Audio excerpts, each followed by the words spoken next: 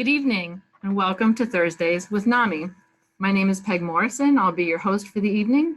I'm the Director of Programs for the National Alliance on Mental Illness of North Carolina. Thursdays with NAMI is our way of connecting with one another and building community, building conversations around the topic of mental health. Tonight's subject is brought to you by popular demand. Whenever we ask folks what they'd like to see on our show, bipolar disorder has been a top suggestion every single time. Our guest, Gabe Howard, is going to tell you his story in just a few moments. But first, of course, a word from our sponsors. I'm going to share my screen so you can see this very beautiful logo.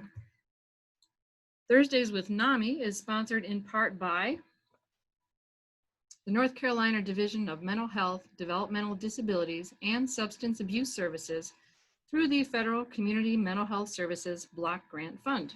And we do appreciate the division's guidance and support. All right, Thursdays with NAMI is recorded. So if you have friends who couldn't be with us tonight, please tell them it is never too late. NAMI believes in second chances. This program will be on our YouTube channel within just a few days. All right, so now I'm really thrilled to introduce my friend Gabe Howard. Gabe is a professional speaker, award-winning writer, and mental health coach who battles bipolar 1 and anxiety every day. Gabe has received way too many awards for me to sit here and list because it would make everyone jealous or put them to sleep, so I don't want to do either of those. Gabe is the author of a popular book, Mental Illness is an Asshole, and Other Observations. He's the host of the Psych Central podcast, which is very cool, and it is among iTunes top 10 in the health category. How you doing tonight, Gabe? You are muted. I am doing very, very well. Welcome. Thank you. I really appreciate being here. Somebody shared my book, and first off, thank you so much. They shared it in the chat section. If you buy it on Amazon, you will pay too much. If you go to gabehoward.com and grab it from me, I will sign it. I will include like a ton of free stuff, and you'll save money to boot. So I always let people know that, because I don't know what's going on at Amazon, but they're charging way too much for the book, and that just makes me sad. All right, and it is weird thing to be sad about. But it's gabehoward.com, so if you want to go check that out, he does have lots of cool swag. I can vouch for him on that point. Well, let's start with the basics, and the person helping out in our chat box is Ashish George. He's the policy director here at NAMI North Carolina, and I want to thank him for all of his behind-the-scenes support tonight. Normally I would do that later in the show, but since Gabe was thoughtful enough to point that out, shout out for Ashish. My bad, sorry. You're ahead of your time. You're ahead of the curve. We love that. So let's start with the basics. How would you describe bipolar disorder? So, you know, bipolar disorder is like one of these, everybody thinks that they understand it, but nobody actually does, because there's a little thing that people get wrong. So the thing that people think bipolar disorder is that is mostly accurate is extreme lows, which is suicidal depression, and extreme highs, which is like godlike mania. The thing that people tend to leave out is that you're on this spectrum where you're kind of swaying back and forth. And the reason that I point that out is because it's certainly possible, and in fact likely, that for any given period of time, you'll end up right in the middle. And for the purposes of this analogy, the middle is when you're typical or normal or well or whatever word you want to use. I point this out a lot because that's sort of the insidious part of this illness, right? When you're in the middle, that's when you get the job. It's when you meet the girl. It's when you make the friends. It's when you get all of the things that you love and all of the things that you lose when you become symptomatic. And I just like to point that out because I think that a lot of people really believe that bipolar disorder is you're either manic or you're really, really depressed. And it's like one or the other, but I really want people to understand that spectrum part of the disorder. It's like Pong, just Pong. Wow, we just dated ourselves. You by saying that and me by laughing. Oh, I'd like to think that people have heard of Pong. please? That was like the very first video game, I think, that was ever widely distributed. And my boss, Gary Kreitz, just wrote in the chat box, Pong? What? Man, All man, right, moving right even, along. I can't even think of a better, it's like tennis. I'm going to go with it's like tennis. That would have been so much better. That's right. All right, but since I met you 10 years ago, you've done all the stuff that I just mentioned in your bio, and you've managed a few NAMI walks, successful NAMI walks in Ohio, Tennessee, to name a couple. But I know you've had your share of tough times, so tell us your story. How much time do I have to tell the story? I, all the way back in 2003, I was diagnosed with bipolar disorder after being committed to a psychiatric hospital. And, there's a long and involved story that is part of my keynote speech. So I want to save it just in case you ever end up in like my audience. I don't want to be like, oh, you've already heard that before. But suffice to say, and the point that I like to really like hit on is that I didn't know I was sick.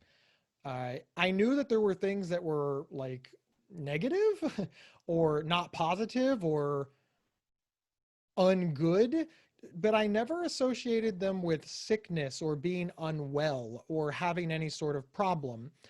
And neither did my family. So for most of my adolescence and my early adult years, my family really just tried to punish the symptoms of bipolar disorder out of me. This accomplished a couple of things. One, it did not accomplish curing me or helping me in any way. It did accomplish distancing me from my family. I wanted to be good. I didn't want to disappoint my mom and dad. This is the point where I always say, look, if you're on the edge of your seat waiting for this story to like zag to the left and I tell you about how my parents beat me or they were awful, no, I don't have that. My parents were really good parents. The worst thing they ever did to me was give me a younger brother and a younger sister. That's the extent of their awful. But I was sick and they didn't know. And every time I was symptomatic, they would ground me, yell at me. It was frankly awful for both of us. And I just kept going that way. I thought that I was just a bad person. I didn't know why I couldn't control it. But remember that part I told you about the middle? For long stretches, I would be fine. I would be normal, typical, whatever. And when I would become symptomatic, everybody would say, well, we know you can do better. We've seen it. I'd be like, you're right. I've seen it as well. It was just, it was pretty difficult and it was pretty terrible. And it all ended with me, going to the emergency room, being admitted to a psychiatric hospital. And that's where I got the diagnosis with bipolar disorder. I was in the hospital for 3 days.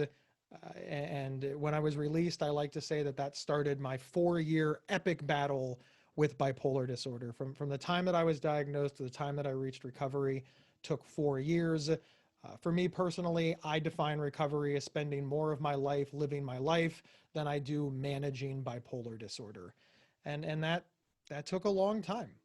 And that's kind of in a meandering, warbling way, my story.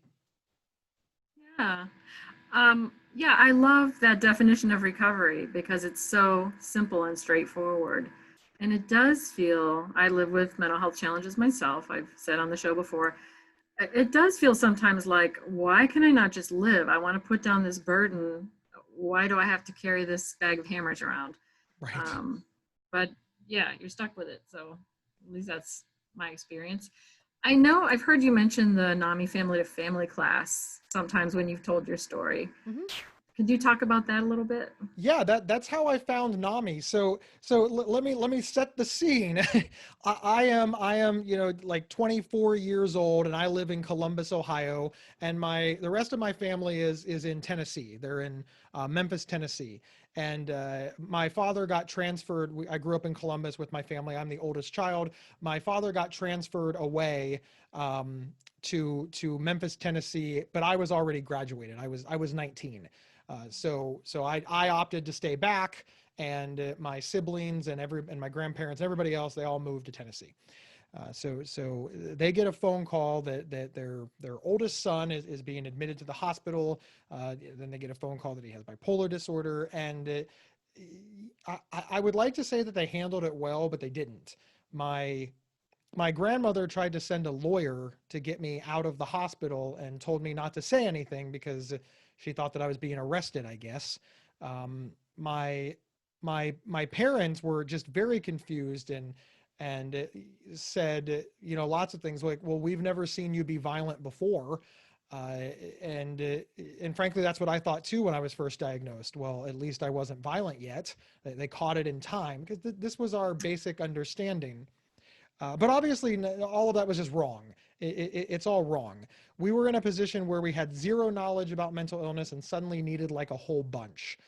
So my grandmother, ever the family matriarch, she called the emergency room and asked to speak to a psychiatrist. Now, I have no idea if she got the psychiatrist on the phone or not, but they asked her what she wanted. She told this story, and they said, you need to call NAMI. And they have support groups and classes and things like that for you. She did.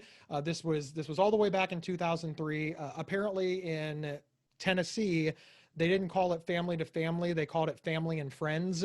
I don't know why, but that's what they called it. That's what it was the exact same course. It was the 12-week family to family course. My grandparents and my mother took it. My father is a truck driver, so he couldn't take it, but they gave him all the info. And 12 weeks later, they're like, wow, we knew nothing. But 2.5 hours a week for 12 weeks, you'll learn a lot. And they participated in support groups and fundraisers. They became active in the NAMI chapter. That's what they did, and they were active for many years. And then one day I got better, and my grandmother said, this NAMI thing stands for National Alliance on Mental Illness. So I guess they're probably in Ohio. Like that seems like a national state, I guess. So I Googled it. Actually, I think I Yahoo'd it. I know. First the Pong reference. Now I'm before Google. And I found NAMI, Ohio. And I sat down with Karen Lindberg. And I know you know her, and a lot of people do. She's been around for a long time. And she hooked me up with NAMI Franklin County.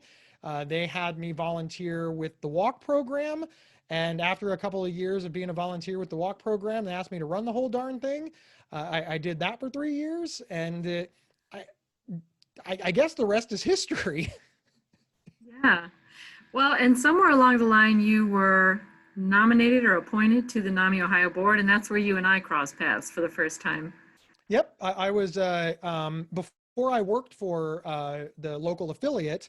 I was nominated for the Consumer Council representative seat on NAMI Ohio's board, which also gave me a seat on the National Consumer Council board representing Ohio. So for 3 years, I represented both the Consumer Council seat in Ohio and then had a seat on NAMI National's Consumer Council board.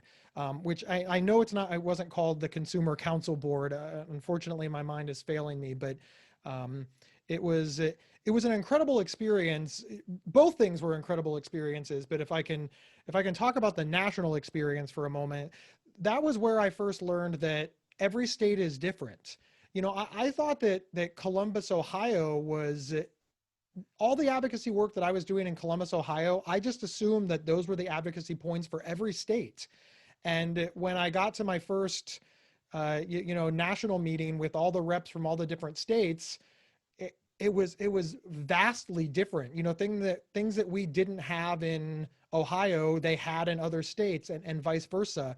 And that's when I realized this was a much larger problem than I thought, because based on the state that you live in or the city you live in, your access to care could be completely different.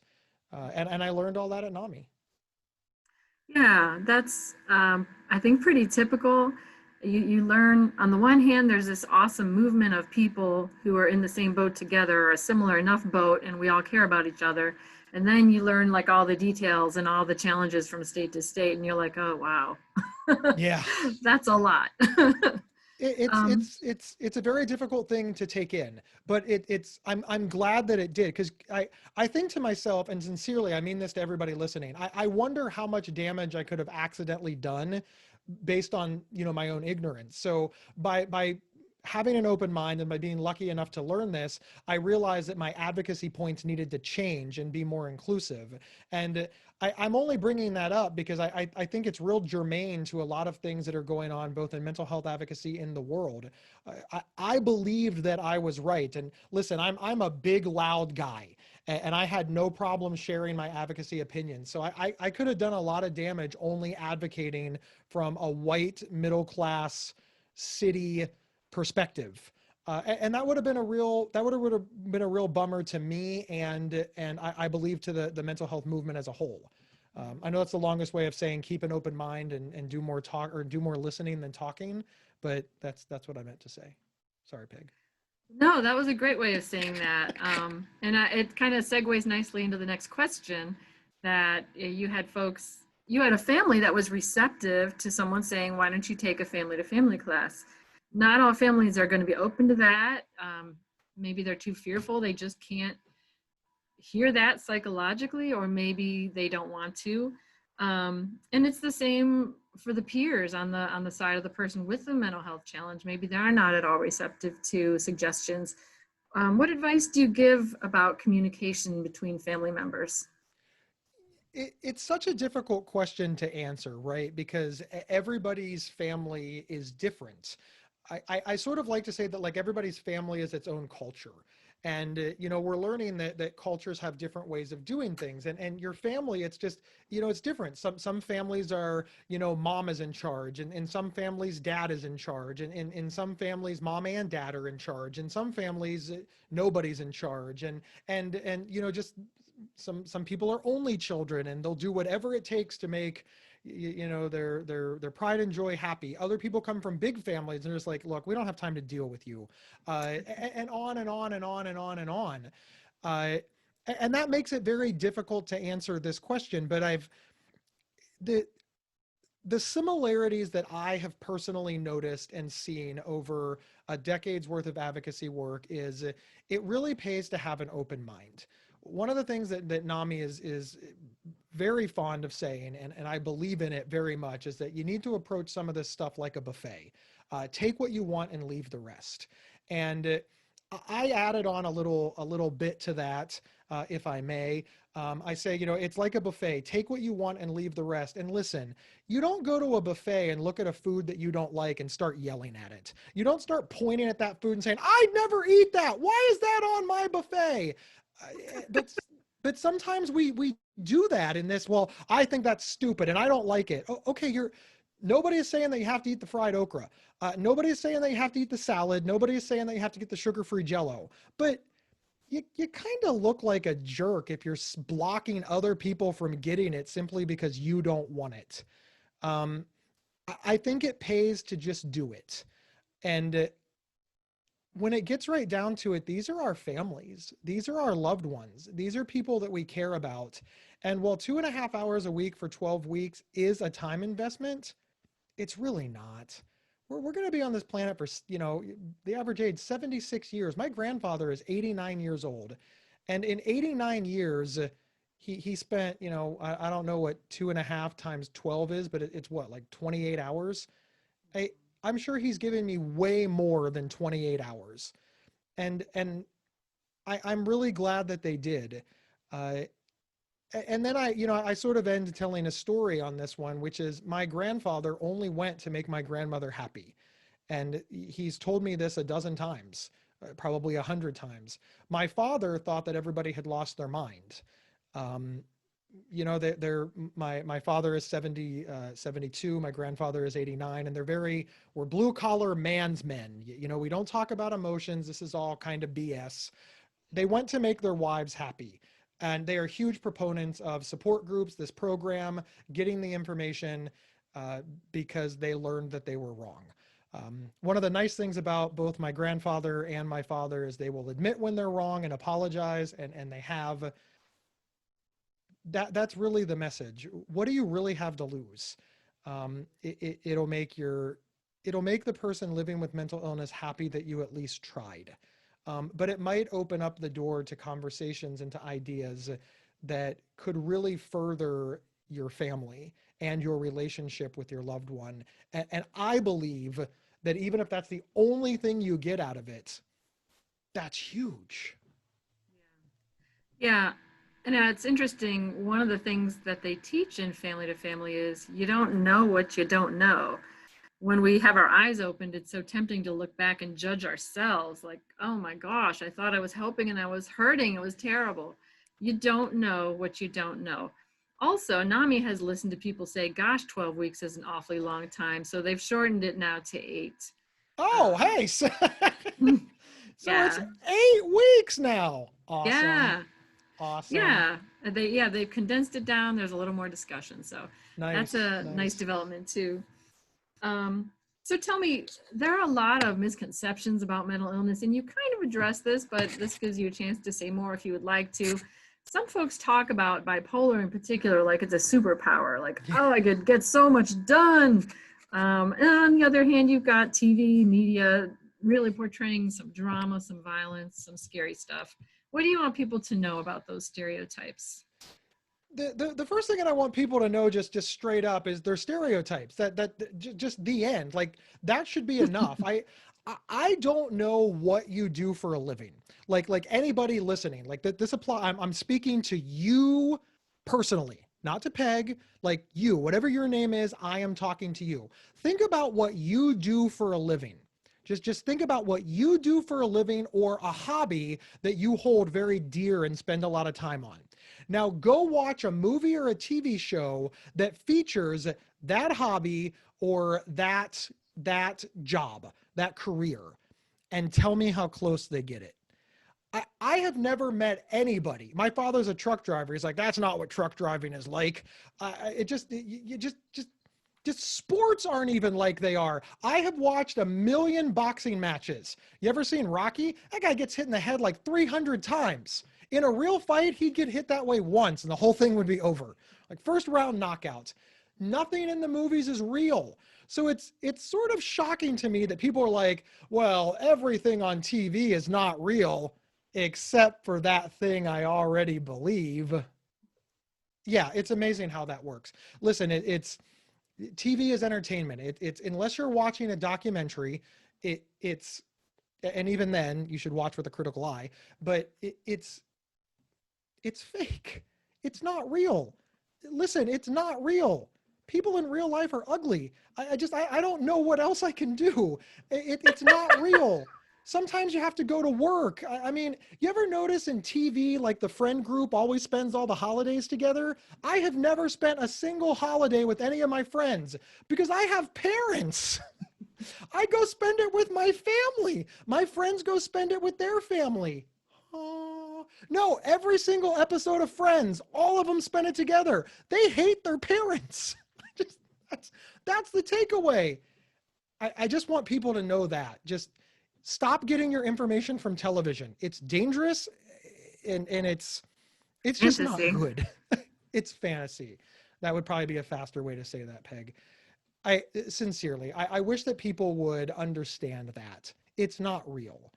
And as far as individual ones, the NAMI crowd is probably, hopefully beat this into people's heads by now. Every single person with mental illness is not violent. And in fact, the vast majority of us are not violent and are not likely ever to be violent. Many of us are victims of some sort of violence for any variety of reasons. We're also really at risk to be taken advantage of. It's really hard to defend yourself against, scams. Just a run-of-the-mill, not paying too much for rent when you're hearing voices in your head or you think that demons are chasing you. You're probably not going to negotiate a good deal on a car under those circumstances. That's not violence, but it's examples of things that make life harder for people living with mental illness. It's hard to hold down a job, right? When you go to work every day for 3 weeks and then there's this voice in the back of your head saying they're going to kill you there. don't go. They're going to kill you there. These are the real realities for people like us. And then, of course, if we leave the job, we lose our health insurance. If we lose our health insurance, we lose access to psychiatric care. If we lose access to psychiatric care, we lose access to the treatment. If we lose access to the treatment, we're right back where we started. It's just this awful feedback loop. And I like to see that get way more press than the 1% that may end in a violent standoff. It's also very important that people hear me say that violence is a reality of this illness. When you are out of your mind, you might not realize that you're being violent toward fill in the blank. You might think that you're fighting demons or monsters, and that's very scary as well. And that's, of course, why advocates like me say this is why we need a fully funded safety net, right? If all of these mentally ill people are causing all of this problems, what would solve this problem? We like treatment. Let's get them all in treatment. Let's get them all the help we need, and this whole problem would be solved. That's kind of how I know that the government knows that this is not the fault of people with mental illness, because the federal government isn't making very many moves towards funding the mental health safety net. These are things that I want people to start thinking about. This is the plight of people with mental illness on a day-to-day thing. But yeah, what's talked about is that we're all amazing and good detectives. I do like the show Monk, though. I have to say that. I love the show Monk. Not really a good depiction of OCD. Right. Yeah, it is another diagnosis. Yeah, I like the messages that you're putting out there. I worked for a supportive housing agency for a while in Toledo, and it did happen. People would move into their apartments and immediately get taken advantage of by a drug dealer who could see, oh, I need a place to do business. There's an apartment that I can just take over. And that cycle of homelessness to jail to trying to get help again. So there's a lot to learn out there. What do you say to people who are newly diagnosed? There's so much to learn, so much to get a handle on. Once again, every single person is different. I always like to point that out just because, it's the advice that I would give somebody who had a payer source would be much different than the advice I give somebody that did not have health insurance, et cetera. But the message that I try to get out there is that there's multiple pathways to recovery. And when I say that there's multiple pathways to recovery, what I want people to hear is that they can walk multiple paths. And here's a little superpower that mental illness gives you. You can walk multiple paths at the same time.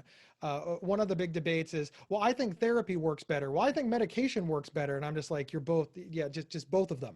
Medication and therapy works better. Or, again, depending on your specific diagnosis. So I'm often bummed at the number of people that believe that there is just like one route to recovery. Well, I'm choosing yoga.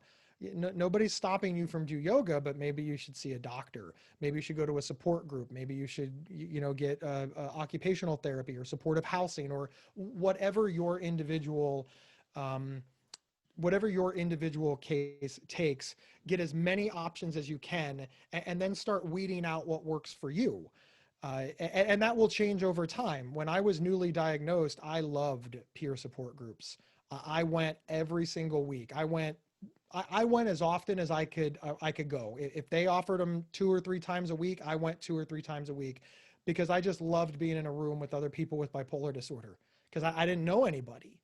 Mm-hmm. But after 3 or 4 years of going, I realized that my needs had shifted and I had sort of taken on a mentor role in the group where I wasn't,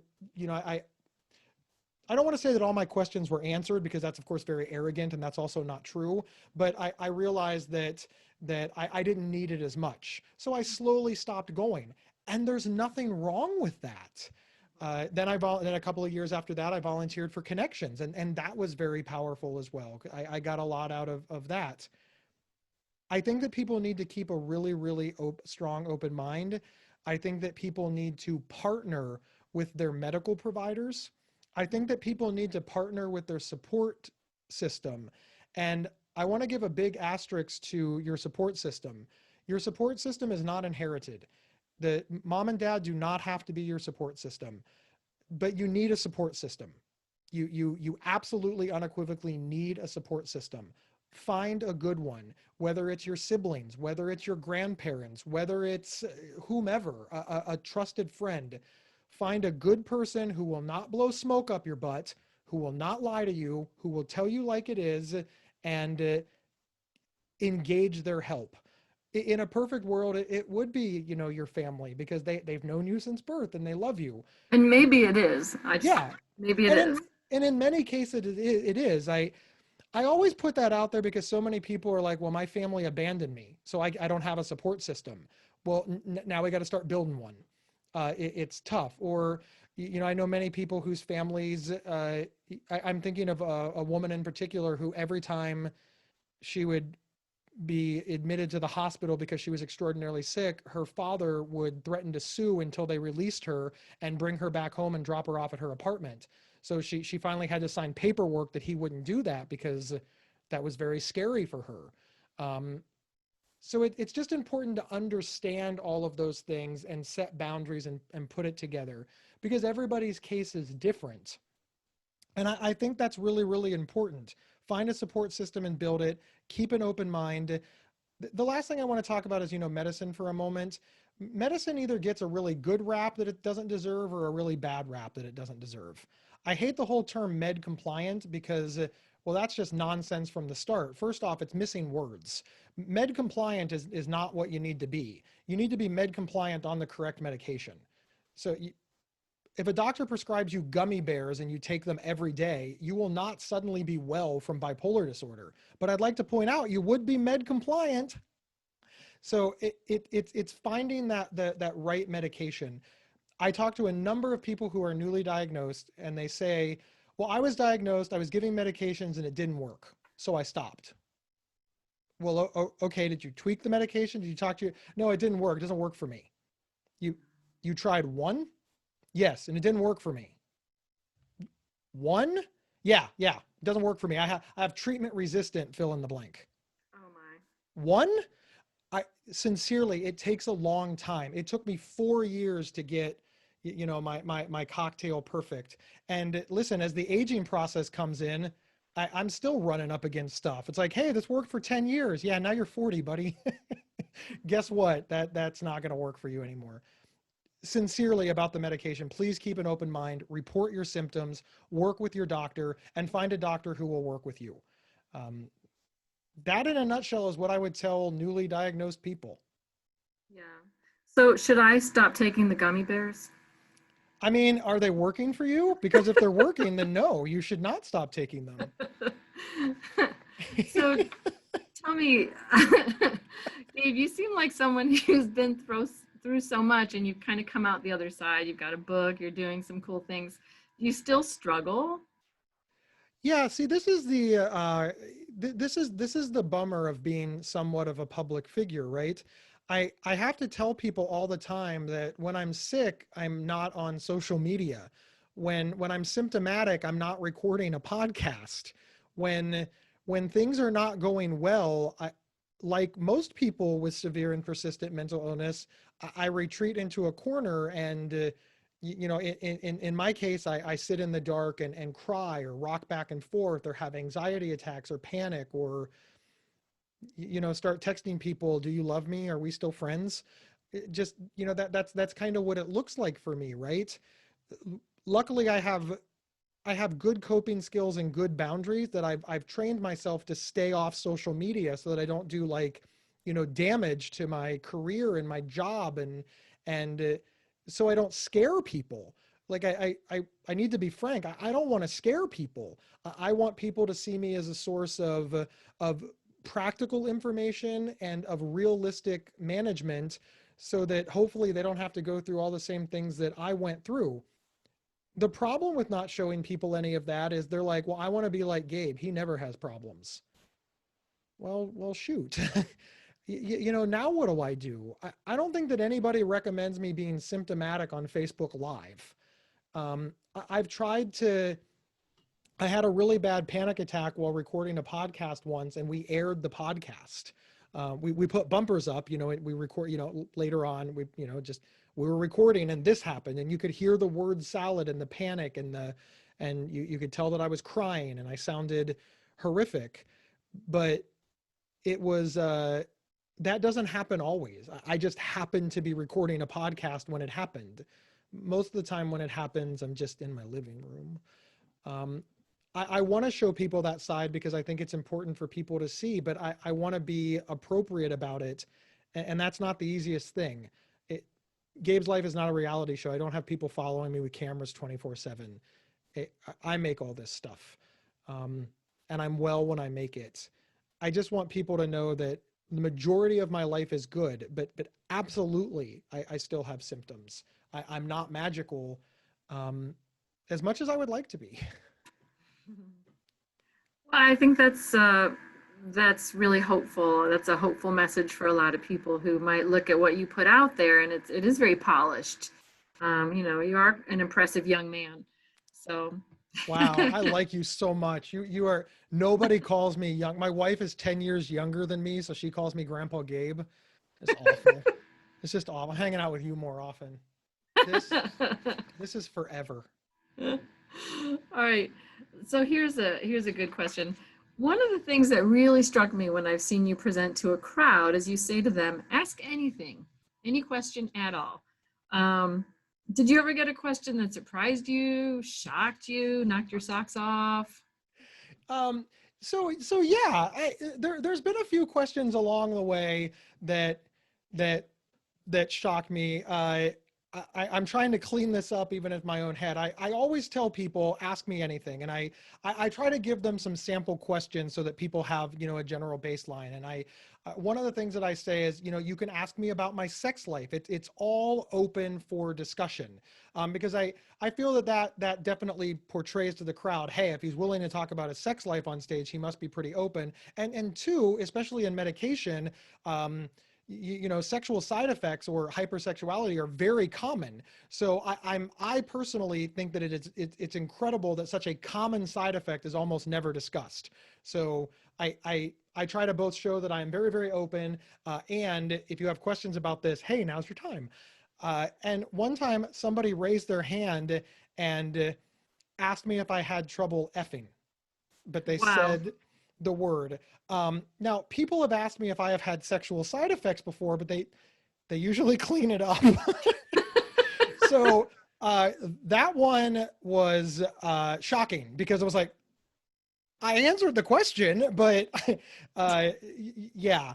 Um, uh, the other questions they're not so surprising anymore because believe it or not, I get them a lot. But people have asked me questions. They're like, just is it hard to live at home? Well, what do you mean? Well, I'm assuming you live with your caregivers. Well, no, I'm married. I live in my own house. Oh, well, are you on disability? No, not every single person with a mental illness is on disability. There's, some people need it. Some people need it for a while. Some people can get off of it. Some people just, we're all different. And it's very stigmatizing to just assume that based on a diagnosis, this is what your life looks like, whether it be living at home, whether it be, needing public assistance or not. It's very stigmatizing both ways. Let's not stigmatize the people who need the help or who do need to live at home, but let's not stigmatize the other way either. And, needing help today doesn't mean needing help tomorrow. Let's understand that this is a process, and many of us can get here if we have the right supports, etc. It's really kind of a bummer that just, oh, we're hearing from the guy with bipolar. No doubt he has this horrible life, no doubt in the basement of his mom and dad's house, probably lives in the shed. It sucks to realize that we're that far back in the discussion. But this is the place to ask. I would rather them ask me out loud and give me the opportunity to address it than leave there thinking that that's true. Because listen, if they're asking it, it means they already believe it. And if they believe it, pretty good chance that other people in the audience believe it too.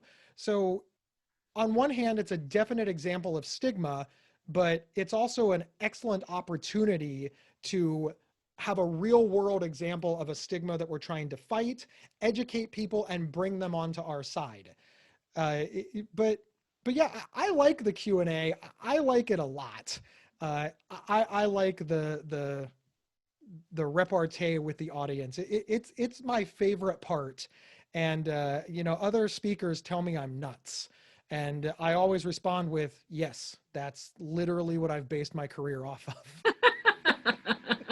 Well, there's just one more question from me before we go to our virtual studio audience. So I see Yay! some questions. Yay! I see stuff in the chat box. If you can type it into the Q&A box, that's helpful. But Gabe, what gives you hope of all the things that you've worked with and seen? What gives you hope? Oh, man. You know, I'm going to answer this in two ways. On one hand, you know, hope is a difficult thing for Gabe because I spent so much of my life with none that in many ways it's a foreign concept to me.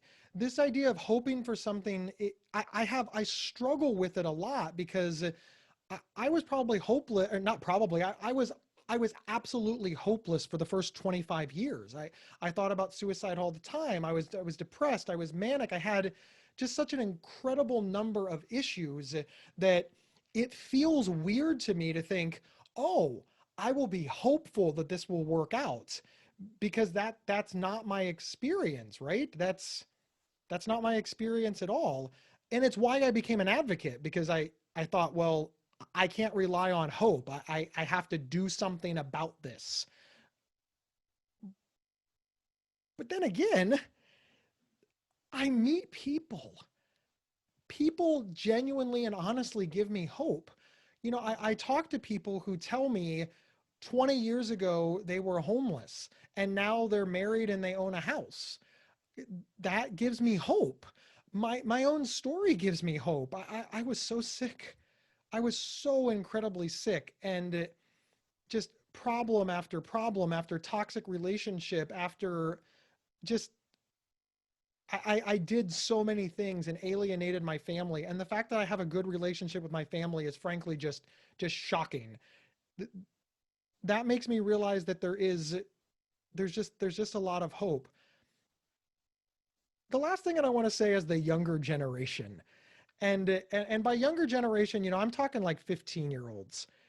It gives me hope when they friend me on social media and I see them check in at their therapist's office. Like Aw. that gives me hope because my grandfather still won't talk about this publicly. And, you know, there's many, you know, I'm 43 and there's many people my age that feel that while they will seek out mental health help, shh, that's private. It's private. You don't talk about it. And now we have, you know, 15, 20-year-olds, 25-year-olds that are just like going to my shrink, getting a med check, you know, going to therapy, going to group therapy, going to bipolar bears. And I'm just like, wow, like that's so incredibly, I don't know if that's hope or if it's inspiration, but it's powerful. And I'm really excited about that because maybe I would have gotten help sooner if the people around me would have been talking about these concepts. I would have been like, oh, I'm not a jerk. I need a support group or a doctor or help. But since nobody was talking about it, I was left to decide for my own devices. That gives me a lot of hope. Yeah, I definitely hear what you're saying with that, that when people can just say so nonchalantly, "Oh, I'm going to the bipolar bears," or "I'm going to therapy," that that's such a breath of fresh air because I did not grow up with that either. I grew up with Yeah. the opposite of that, and it was just all silence all the time on the topic of mental health and really just emotions. Um, I do see a comment I want to mention in the chat box about the stigma that comes with mental illness and being on disability. So what if we are, we don't, we do what we do for us to maintain stability. And I want you to know that we just totally support that. Whatever works for you in your recovery and gives you a feeling of fulfillment and lets you enjoy life to the max, that's what we're all about. Yeah, I wish that there was more resources. In let me finish before anybody sends me a nasty email, I promise. I wish that there was more than just disability. And in some states there are. One of the downsides to traveling nationally is I see programs in other places and I'm like, why the hell? In New York City, they have this place called Fountain House, which is amazing. And it gets pressed nationally. And I think, why is there not one of these on every corner? Because they can help you from every step of the way get as high as you personally are able to go. And it bothers me so much that in Ohio, they're like, well, we don't have the money for that. I'm so bummed. But in Ohio, we do at least have occupational therapy for people that need help getting back to work, etc. They don't have that everywhere. I want all the resources, like all the resources, and use as many as you can to lead the best life that you can. And my thing as an advocate is find what works for you and repeat. And wherever you are, that's great. And wherever you want to go, that's great too. And it sucks that it gets a bad rap in any way. And it's more stigma. It's just more stigma. Yeah, exactly. You know, health comes in different levels and different there's just all kinds of options, all kinds of situations that we all find ourselves in, and we all just need support sometimes. So whatever Yeah. that looks like, that's a good thing. So, okay, we are going to move into our Q&A, but first we've got our awesome video of the week. And I'm kind of excited because a lot of you have seen our video of the week with Roxy Morrison, our therapy office mascot, who's my baby girl. Yay! This is Gabe's baby. So now let's check this out. Hey, buddy. Ladies and gentlemen, it is the Super Wonder Puppy. Peppy, go! Super Wonder Puppy. Yay! I can teach a dog something. All right, could everyone see that? I could. Okay. Well, that was just awesome. So thank you for sharing, Peppy, and sharing your video and providing our video of the week. If you'd like to have your video appear on Thursdays with NAMI, please send it to us, mail@naminc.org. And I also want to take this opportunity to give a quick shout out to our behind the scenes partners. We've got Wes Thomas, who's our producer tonight. Gary Kreitz, our executive director, is always helpful, always on hand. And again, Ashish George is handling our chat box. Oh, and I see really cute notes in the chat box. Adorable, yay, Peppy, and Gabe. So I think that was a hit. Yeah. So if you're not familiar with asking a question, you can simply look at the bottom of your screen. There's a little Q&A icon with little word bubbles. Type your question there and magically it will appear for Gabe and I to answer. One question early on in the chat box was, what are the different types of bipolar disorder? So let's start with that. So the classifications are bipolar 1 and bipolar 2. Bipolar 1 and bipolar 2, it's often described out in the world, as my little advocacy moment, as serious and more serious. Get away from that line of thinking. One is not more serious than the other. One just has different symptoms. Now, somebody's gonna, as soon as I say it, somebody's gonna say, well, that other one sounds more serious. Yeah, stop it. Sick is sick. But bipolar 1 is suicidal depression all the way up to godlike mania. So the entire spectrum, that's bipolar 1. Bipolar 2 is basically the same thing. You still have the suicidal depression, the low, but instead of going all the way up to godlike mania, you stop at hypomania. So there's still mania, and it's still damaging mania, and it's still not awesome mania. So get that romanticized idea out of your head, but it doesn't quite raise to the level of mania. The third thing that we probably should touch on, just to be clear, is you can have bipolar 1 or 2, and you can get a little there's a word I'm looking for and I can't find it, like an indication maybe, which is my official diagnosis is bipolar 1 with psychotic features. The reason that I get that is because I have experienced psychosis. I've had hallucinations. I've seen and heard and felt things that aren't there. Not every single person with bipolar disorder has that. So bipolar 1, psychotic features. So I suppose that's just a little indication that goes there. But for most people, when they're talking about it, it's bipolar 1 and bipolar 2. Okay, thank you. That's very clear. And thank you for the person who asked the question. All right. What, in your opinion, is one action that every person can take to be better advocates for folks with mental health conditions? Just one, huh? Suppose you could splurge and go with 2 or 3. Yeah, I want to stay true to the question. Discussion is so powerful. Start conversations. Be the person who is known as the mental health advocate in your circle of friends or in your office space. Don't let things go when you hear them. If you hear something offensive, and the best opportunity is whenever, unfortunately, there is a violent act that is committed in America, all of the headlines start running: possible mental illness, probably mental illness, definitely mental illness, mental illness, mental illness. Be the person who discusses it openly and politely and challenges that. I'm fond of putting asterisks on things. In order to be known as the mental health advocate, you can't be known as the person who is yelling and screaming at everybody and calling them stupid. I have seen a lot of advocacy in my time, and while every time it happens, every time I see, somebody says, "Oh, well, that guy had to be mentally ill. I mean, who else would do that?" I just want to leap across the table and be like, "Why are you saying that?" I understand the urge to yell, but remember I said conversation. Take a deep breath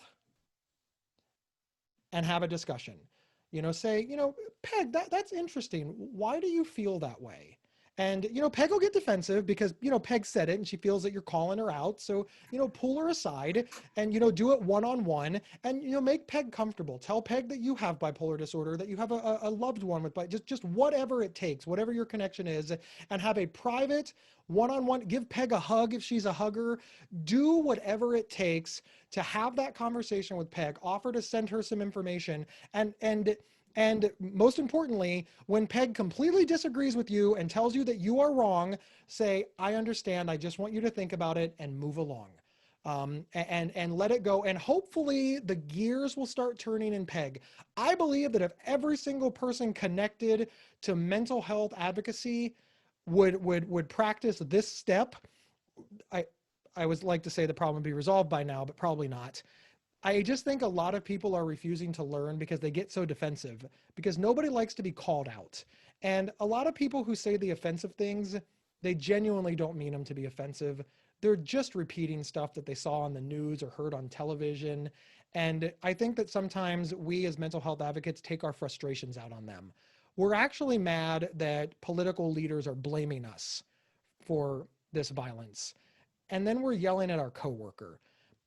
I just wanted to say all that because I understand the desire to scream at people. I'm a yeller, but from a practical level, it doesn't work. That's number one. And honestly, think about how you learn. If somebody came up to you hot, hostile, yelling, accusing, would you take in the message? The answer is probably not.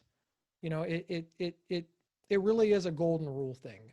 Do unto others as you would have them do unto you. Think about the way that you learn. Be that bastion. That would probably be the biggest thing. I think that would help a lot. I really, really do. That said, I completely understand why we're all angry. I want to acknowledge that. I don't want people to think that I'm saying your anger is wrong. It is absolutely right. Make a friend like Peg, go get coffee and vent until you're like, Peg has heard my venting for, well, probably a decade now. It is healthy and it is important. Just then regroup and remember your education and your public. Be like a teacher. Teachers don't call the kids little brats to their face. That's what their friends and other teachers are for. That's right. That's right. There's a nice summary in the chat box that says, "Lead, but lead gently." And I think that's good. Another thought that came to my mind was from the NAMI support groups. We embrace humor as healthy. If you can make it a light teaching moment instead of a frustration, yeah, we're both at odds, yeah, go for it. All right, so here's a good comment and question. You mentioned that you have found a good cocktail for meds. How often are you experiencing episodes now? And when you do, how do you get back? So this is It's going to be a little bit of a difficult question to answer because even on the meds, I still have a sway. The way that I describe it is like, without the medications, I'm like this. You know, this is huge. And normally I would go like this, but I'm trying to keep it on the screen. So that's a lot to manage, right? So with the medication, I'm like this. That's still a wider range of emotional, I don't know, instability or issues, or just, it's a wider spectrum than the average, but it's a manageable spectrum for me. But it does mean that, like, I hit over here. So when I'm over here, which is, you know, the depression side, or when I'm over here, which is like a little bit of mania, when I'm in these two, do you call that a symptom? On one hand, medically speaking, yes, that would qualify as a symptom. So in that case, probably once a week. However, because of therapy and coping skills and things like that, whenever I hit into these things, I have good coping skills. I know to slow down. I need to, you know, now is not the time to stay up all night and, you know, hang out, you know, just, Gabe, back to basics. Come on, you need to go to bed on time, get up on time. You need to eat healthier. You need to go for a walk. You know, you're eating nothing but junk food. You know, you're kind of driving it. You need to, you know, now's the time to look at your bulletin board where you put all of those good things on it that you did because you're depressed and you're like, I'm worthless, I should just quit. Okay, Gabe, you've got a bulletin board where people have written you letters and sent you stickers and nice things. Start reading some of those. These are good coping skills that I have. The things that worry me, so that's how I get back from the mini ones. Obviously, if I go past those guardrails into, I don't want to, you know, severe depression or trending towards severe depression or start having suicide ideology, etc. If those things start happening, the way that I get back is to immediately call my doctor, is to immediately call my therapist or my psychiatrist, immediately tell them what's happened and get in there to get it looked at, to find out if it's a blip in the radar. The other thing is to make sure to stay away from extraordinarily stressful situations. If I am truly feeling suicidally depressed, now is not the time to get on a plane and go to another state and work, or now is not the time to have an 18-hour day, or things like that, like because that's only going to drive it further. Now is the time to take stock, inform the people around me, call my doctor, and put into place my contingency plan. And many people have heard this before. RAP is a great way to make your own. I personally did not use RAP. I have one that I made with my psychologist a long time before I ever heard of RAP. But RAP is a great program. I'm not sure if it's offered where you are, but it is online. Start making, yes, excellent. The last thing that I will say is, listen, the best time to plan for a fire is before your house is on fire. When you are perfectly well, start thinking about what to do when you're symptomatic. Put that plan in place, inform the people around you. So that way it's just cut and paste. It's just all cut and paste. Same thing with the fire drill. My house caught on fire. What do I do? Well, you put your hand on that door. Is it hot? Yes, it is. All right, we're going out the window. Nobody has to make any decisions. They're all made for us. Right. Those are the proactive things that I do, and those are the reactive things that I do. And obviously that's that is an oversimplification. I want to be very, very clear. There's much more to it than that, but start thinking along those lines.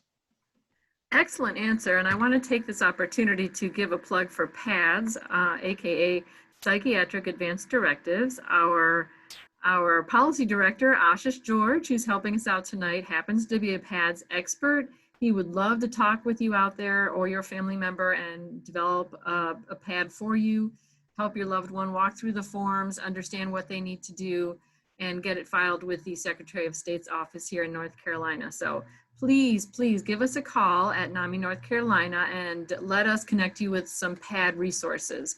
Psychiatric Advanced Directives. That's exactly, that's a perfect way to implement the idea that Gabe was just saying so eloquently. So thanks. Hey, I'm going to say like one little thing to all the people who live with bipolar disorder out there, or any mental illness. I understand this idea that when we're well, we want to hold on to that feeling. I completely understand why we don't want to think about things going wrong when we're well. You know, when we're well, we get so little well time, especially in the beginning of the illness. I understand. Play the long game. This will absolutely increase the level of wellness and the length of wellness moving forward. But I just want to acknowledge that, because it's like, look, when I'm sick, I'm sick. And when I'm well, you want me to plan for being sick. When do I live my life? I understand that is a fair thing to say, but I'm telling you, it will absolutely pay dividends. I promise. It's like a retirement. You get the money later. I love that you said that. It is really hard to pull yourself away from that sweet spot. Like, Yeah. I feel good right now. No, I'm not going to sit down and write a pad. I'm going to swim, go to the Yeah. beach, walk my dog. But you're right. This is the moment where you have that opportunity to do a favor for your future self. Ooh, I like that. I have now stolen that and it's now mine. I think it was Gabe Howard's idea. You heard it here first. Okay. Oh, you're Um, awesome, Peg. you could put that in your next book. Ooh. Okay. So what's the one thing, next question, what's the one thing you most wanted your parents or support system to understand to best support you when you're in a sick place? Oh, yeah. Sorry, my brain went about a million different ways, and then I realized that actually no, this is the answer. They can't help. Like sincerely, and I know that people are like, "What do you mean they can't help?" They can't fix me. They can be supportive. They can offer me a blanket. They can sit with me, and I suppose that is in fact helpful, but when I first started having symptoms, my dad was like, I will give him advice and fix it. My mom was like, aha, I know what to do. I will make his favorite meal and depression will disappear. And this caused a couple of problems. One, it didn't work. Like straight up, it didn't work. I wish that we could solve the problem of mental illness by your dad giving you a stern lecture and some sort of like life advice and your mom making meatloaf. Like, wouldn't that be great? I made your favorite pie. Oh, mania's gone. Like that would in fact be wonderful. That's not the reality. But it causes a second problem. It creates bitter disappointment. Well, I tried. They tried. And now they're angry that maybe anger is not the right word, although it often does lead to anger, but they're upset. They're now emotionally invested in the outcome because they did something and it failed. So now not only are you sick, but your loved ones have failed. So now you feel bad that they have failed. So now you just start making stupid decisions because you're trying to hurry this thing up. And when I say stupid decision, you know what it is? You start lying. It worked, Mom, I'm fine. Oh, Mom, I'm so happy. And now you just start lying. You're just like walking around with a mask over your face. Your mom, oh, it worked. I made him pie. In the meantime, you're getting sicker and sicker, and now you're stuck with the lie. You know, you thought, well, I'm just a little bit sick, so I'll say fine. And now you're desperate. You're grasping at straws, but ugh, you lied to your mom. You lied to your dad, and besides, she's just gonna make a pie again. Listen. This all works on brutal honesty between the person who is sick and the support system. And what that almost always comes down to, now again, your personal choices with your caregiver or family member, whether it's your mileage may vary is what I'm saying. But what honest to God helps me the most with my wife when I'm this way is when she says, I know that you're not doing great, but I'm here if you need me. What do you want? And I will say nothing. And she'll say, let me know if you do. And she'll go on with her day. Now, I want to put a small caveat onto that. Again, I'm famous for the asterisks. If you believe that your loved one is a danger to themselves or others, then the something that you do is call 911 or get them emergency services. But I am surprised at how often I will say to my wife, I'm just not doing well. I'm not okay. And can you just sit with me? And we'll watch Family Guy reruns or King of the Hill reruns. And I'm not saying that it fixes mental illness because it doesn't, but I am saying that it doesn't make it worse and it doesn't feel bad in the moment. And I have complete trust in her. Complete trust. I will tell her anything that I am feeling. And that's like a powerful ally to have. And I did not have that with my parents because my parents started out on the we'll fix everything. And I realized that I was shielding from this because I love my parents. And like I said, they're good people. I didn't want them to feel bad. I didn't want to be the cause. So I lied. That's the number one thing. Just be open. If your loved one can't be open and make the plan with you, make the plan for them. it would be nice if these things worked, sincerely. Like that would be awesome. Yeah. What keeps coming to my mind as I hear you give that excellent answer is give yourself permission to feel how you feel and give them permission to feel how they feel. And I think that's what a lot of we talk about. That's a lot of what we talk about at NAMI is accepting where I'm at and accepting where you're at and not trying to fix someone or feel like you have Yeah. to fix someone. And it's always a bummer, again, just to everything that you said, I really like how you worded that, but it's also a bummer when people try to fix you, that tells you unequivocally that they believe that you need fixed, which means they do not see you as an equal. They see you as something that is broken. It's really hard to have an equal relationship with somebody that's always trying to tinker with you. And I believe that all of us at some point want our parents to see us as equals, even though I don't think parents ever do, but we want to know that we made it. And if our parents are constantly fussing over us like we're four, it's really hard to, like, there's just proud moments. There's rites of passages I believe in every child's life. And one of them is, when your parents come over to your place that you own and eat dinner in your house. And then when they leave, they shake your hand and say, thank you for having me for dinner. You know what I mean? Or they bring, a bottle of sparkling cider, or they bring the pie because that's like a housewarming or a hostess. It's like, I got a hostess gift from my parents. They're treating me like I saw them treat their friends my entire life. They see me as an adult. It doesn't matter if you have mental illness or not. These are monumental rites of passages in every human's life. And people with mental illness want to experience those too. And sometimes the disease takes it from us. And we've already lost so much.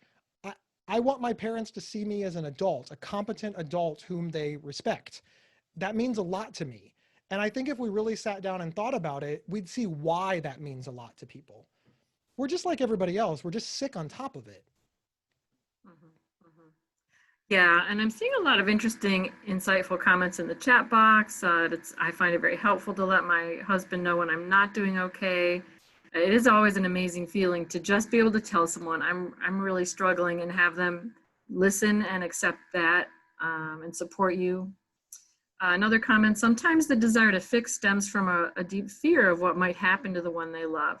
And that is hard when you live with uncertainty for a long time and you really love the person in your life. It is hard to manage that. So I definitely appreciate that too. Next, did you want to say anything, Gabe, or go to the next one? The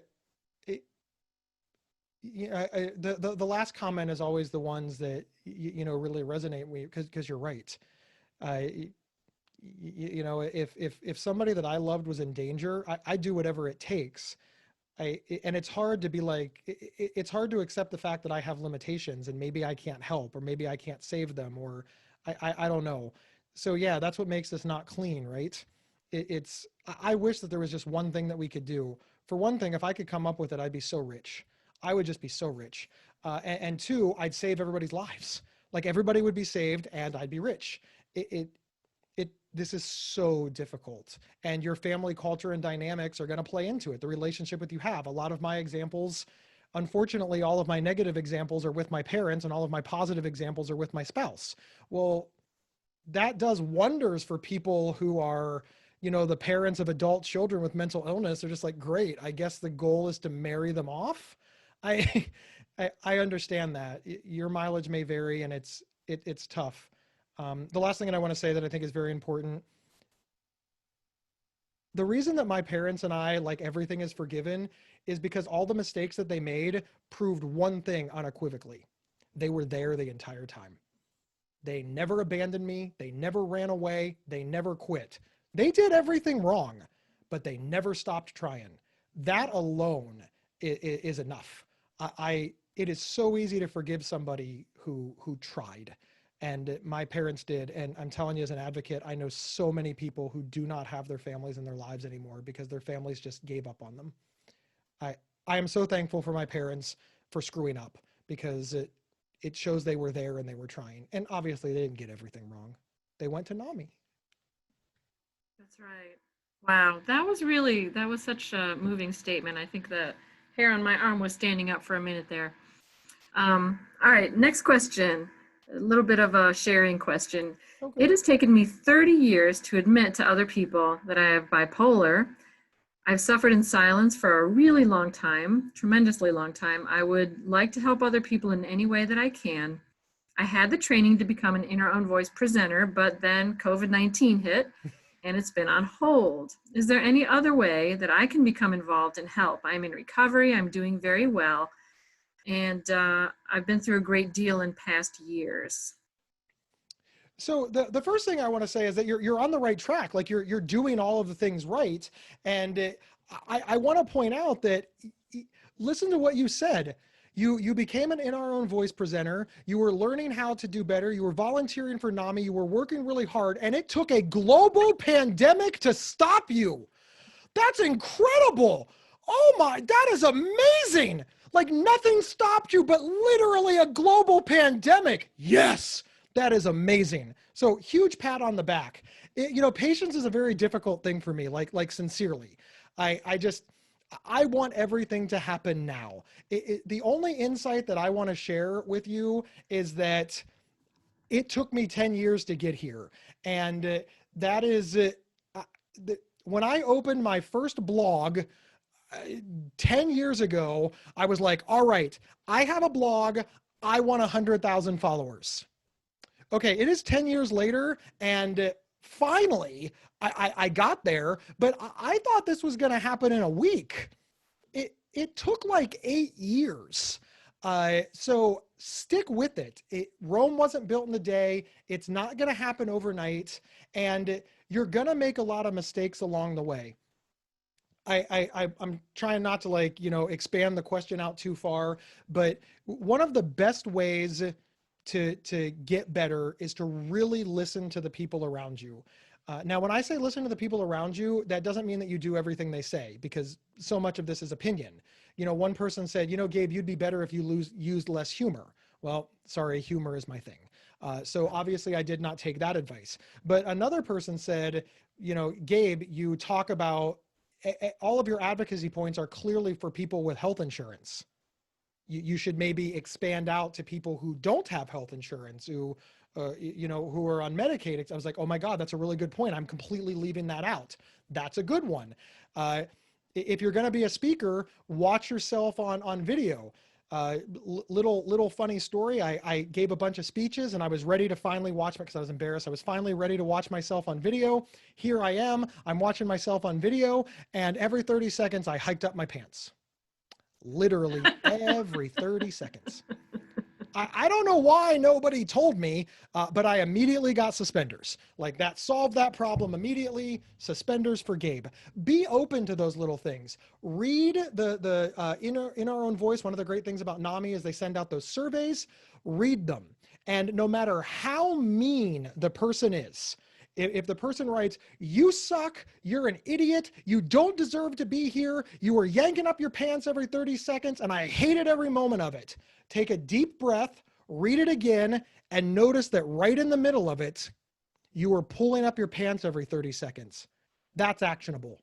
You can make lemonade out of lemons. The way that they wrote it was mean, and hey, I don't know what's up with that, but even in the most hostile criticism I've ever received, there has almost always been something there, short of like literal hateful trolls. Somebody did send me toilet paper with a note that said I'm full of shit.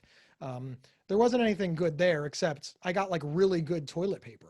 Sorry, that was a joke. I was just kidding around with that. Which one? Oh, I was like, oh my God, that's not a real question. No, but I mean, I'm serious. So many people don't want to read the negative reviews. As much as I hate to say this, there is nothing that will make you grow in positive reviews.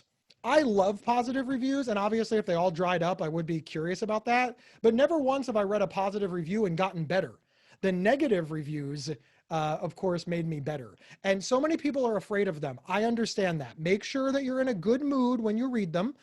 Maybe don't read them after you get done. Maybe read them after a good night's sleep, that kind of thing.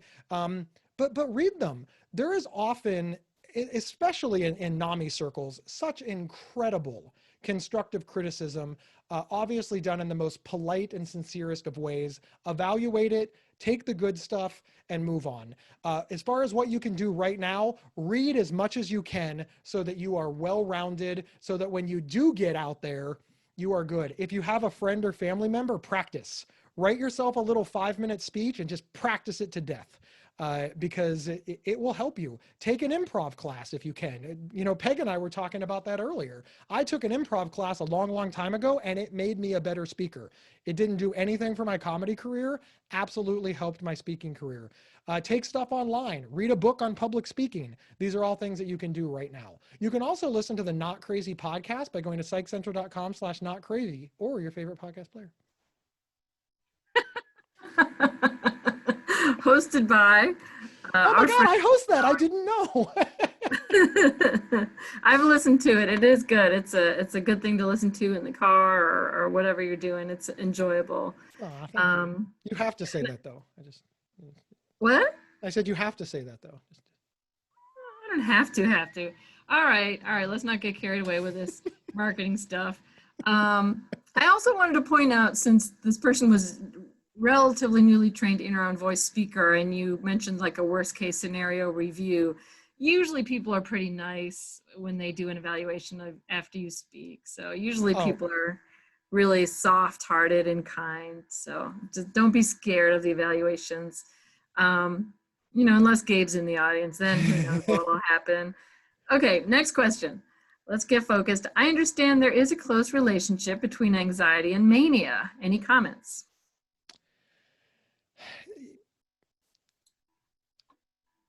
You know, I probably don't have any comments. Mania, you know, mania is such a weird beast because on one hand, it makes you feel, I use godlike on purpose. It's a consequence-free environment. You are, no matter what happens, your brain rewires it that you're the best. You can walk into a room and every single person in the room can start screaming profanities at you and yell that they hate you, and your brain will rewire that to them clapping and applauding you and celebrating your arrival. And that's why mania is so incredibly dangerous, right? You're not actually responding to what's happening around you. You're responding to what your brain is telling you is happening around you. And mania will always filter that in the most positive way. And then the paranoia sets in. See, after a while, especially when you're coming down from mania, you start getting anxious, and that anxiety turns into paranoia. Now you start to wonder what's going on. What did I do? Where have I been? What happened? Why is Peg looking at me like that? What did I say? What did I do? What's happening? Do I owe her money? Is she mad at me? Is she mad at me? But what, Peg, are you mad at me? Are you mad at me? And Peg's like, I just got here. I don't even know what's happening. Why you're lying. And yeah, but see now that, you know, that's the problem with paranoia. It runs everything for the paranoia filter. You know, you just went like that because you're just trying to get me to hang up. She's just trying to get rid of me. She doesn't even want to talk to me. That's a good point. Why did she make a symbol and not use words? What, I'm not good enough for words? And just now all of that is in your brain. And then, you know, bipolar is really, really mean sometimes. Then you go back into mania. So now the paranoia is gone and you're back to loving Peg, and now you won't leave Peg alone. No, oh, Peg, we love each other. Peg's my sister. I love Peg. I'm hugging on Peg, and Peg's like, what the hell is happening? How did I end up with a 250-pound ginger strapped to my ankle? And now you're angry. And then I come out of it, and now I'm paranoid again, but this time you're legitimately mad. And then eventually you pass out because you've been up for 3 days. All of that, I don't know what part of that is anxiety, what part of that is mania, what part of that is being up for days at a time. And then you're not making good choices often when you're manic. I often abused drugs and alcohol when I was manic, so that's got to factor in there somehow too, right? So which part is operating to... That's why I should probably just say no comment, because I'm not sure which one of those things caused me the problem. I do also have a personality, and I do like to talk a lot, and I am a close talker. So maybe it was none of that. Maybe I just annoyed Peg because she came there to see a whole bunch of people. But since Peg was the only person I know, I wouldn't leave her alone. Maybe it's not mental illness at all. Maybe I was just being a jerk that night. It's one of them. or a combination of all of them.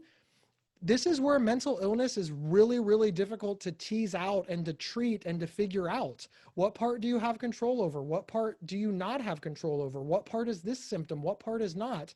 And I just say all that because I want people to understand how just incredibly difficult it is to manage something that frankly just has no clear indicators.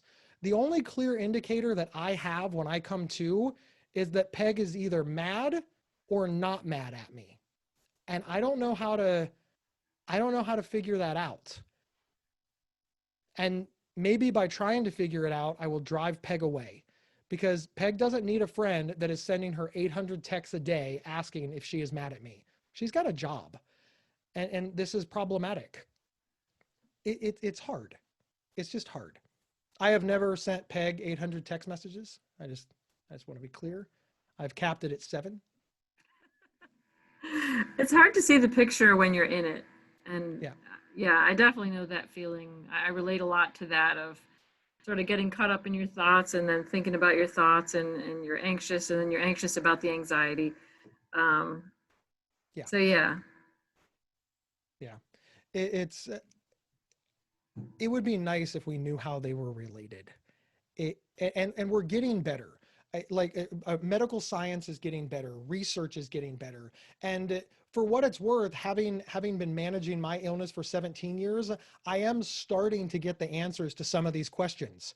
It was absolutely anxiety. It was absolutely mania. But that only works for me. And it took 17 years of really working in therapy and with a doctor to really start to figure this stuff out.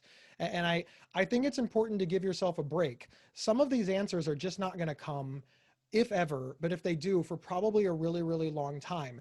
And I think that to get decent expectations of managing this illness, we need to understand that there's no quick fix. It's not like on TV. You don't pop a pill and you're suddenly better. I think that a lot of us, both people living with mental illness and family members, caregivers, police, executive directors at NAMI, people who, just advocates, we all have this idea, I think, that this mistake that this is a simple, quick fix. It's not. It's a long-term thing that takes constant management. It's literally called severe and persistent mental illness. There is no cure. We'll be managing this for the rest of our lives, and we need to get into that mindset. I firmly believe that being in that mindset is a real advantage, because once you start not paying attention to the illness, well, that's when it goes unchecked. Then it can do whatever it wants. And I don't like that. I don't like that at all. Yeah, exactly. And, as we've been talking, what comes to mind is the mental health first aid class that I took in Columbus, and how often you have comorbidity, and anxiety it accompanies almost every diagnosis. It's the most likely to accompany another diagnosis, because how can you have a mental illness and not be stressed out by it? Right. On top of, whatever symptoms. I'm hugging you. I'm just hugging you now. Yes. Air hugs. Yeah. I think we're pulling it off. I think, it's either comical or it's poignant. So, nice comment in the chat box I want to draw attention to. As the father of a wonderful, lovely, mentally ill woman, thank you. Tonight made me feel a lot better. And I know you are a good father. So we've got no questions in the Q&A box. If someone wants to slide one in there really quickly. Gabe, if there's any sort of insight that you want to share as a result of our conversation, we do have 6 minutes. I can fill those, no problem. Can I have an hour? No. Sincerely, I think people need to give themselves a break and understand that I don't know is a valid answer. And I never know if I should talk to people who are living with mental illness, at times like this, if I should talk to the people around the people who live with mental illness. It's very difficult to talk to both, because we're experiencing different things. Even when we're both experiencing anxiety or trauma, it's a different form, right? One of the things that I constantly hear is that we're all in the same boat. We're all on the same boat. And I disagree with that. strongly. I don't think we're all on the same boat. I think we're all on the same lake. but we're all in different boats. And I think that that's a better analogy, because my boat looks and feels different from your boat. You know, you have a motor on your boat, and I'm rowing, and you maybe have more people in your boat, or a nicer boat, or, you know, just whatever. But the thing that bonds us is that we're all on this lake. And I think that that's also really important, because if we're all in the same boat, it means we're all the same. I don't think we're all the same. Even if we all had the same resources and money and family and on and on and on and on, there's more than one type of mental illness. I mean, my bipolar disorder is not the same as somebody who lives with schizophrenia. And just to be clear, my bipolar disorder is not the same as somebody else's bipolar disorder. And I do think that sometimes we need to understand this, and it's very difficult, because for whatever reason, we're using the term, not NAMI, just we, like America, mental illness. It's just, I have mental illness. And when people say that, they're talking about everything from anxiety all the way to, you know, schizophrenia with full-blown psychosis. I'm not trying to play the suffering Olympics, I swear, but there is a difference between how you treat anxiety or depression and how you treat schizophrenia. And it's not fair to liken those people together, because, well, that we wouldn't do that in physical health. You know, if you break your finger and I break every bone in my body, we're not the same, but we do have stuff in common. And I think that's important to really allow advocates to understand. Too much inclusion is, you know, again, saying we're all the same because we all have mental illness. I think that that is ultimately detrimental to the cause. And we need to understand that there's just a lot of unique cubby holes when it comes to managing mental illness. And I think we need to create a space to allow for that. Yeah, absolutely. Another question that's come up here, and I thank you for sharing that. I totally agree with that. No, I appreciate it. You stated that there is currently no cure. Is there something we can do to be advocating towards a cure? Yes. Oh, remember how you said, do I ever get any questions that excite me? Yes. Oh my God. Yes. Yes. Yes. Okay. So I'm going to try to say this in like record time. This is how excited I am. Okay. Let's talk about pharmaceutical advancement and research in mental illness. Nobody is researching or advancing mental illness. The majority, in fact, I always say the majority because I never like to speak in black and white terms, but I feel pretty confident that I can say all of them, but I'm going to go with the majority just to be safe. The majority of drugs that have come out to treat people living with mental illness were not developed for mental illness. They were byproducts of another research study. So they were researching hair loss, and they invented a drug to prevent hair loss. And then in the clinical trials of that drug, people still kept losing their hair.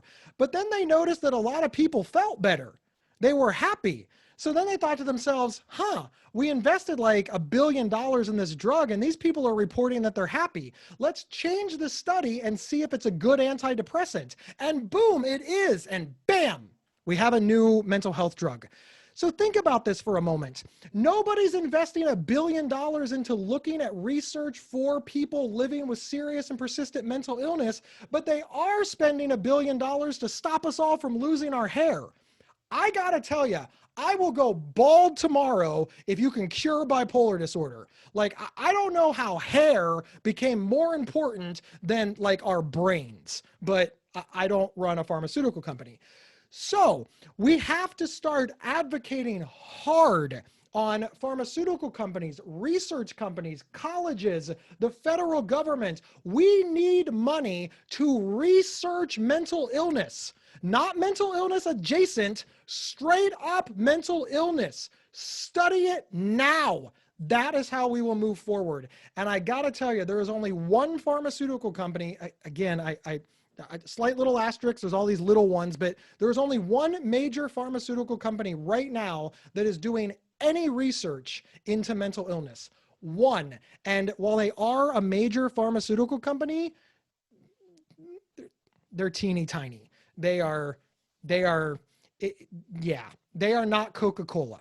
Yeah, and I see in the chat box, bravo, and I feel the exact same way. I'm also aware that there have been criticism directed towards the National Institute on Mental Health for shifting money away from research for serious and persistent mental illness. If you're interested in that, Google the Treatment Advocacy Center, NIMH, and they'll tell you all about it. So yeah, absolutely, we need more research dollars there. Unfortunately, we have come to our end point. We are at 8:30. I want to thank you, Gabe, so much for being a friend and for being an awesome guest here. And thank you, everyone Kate. who joined us tonight in our virtual studio audience. Yeah, this has flown by. So I want to encourage everyone to take care of yourself. Go wherever you need to go. Do whatever you need to do to be safe from the coronavirus. And make sure to give virtual hugs to the people around you. That concludes our show. Thanks everyone for being here. Have a good night.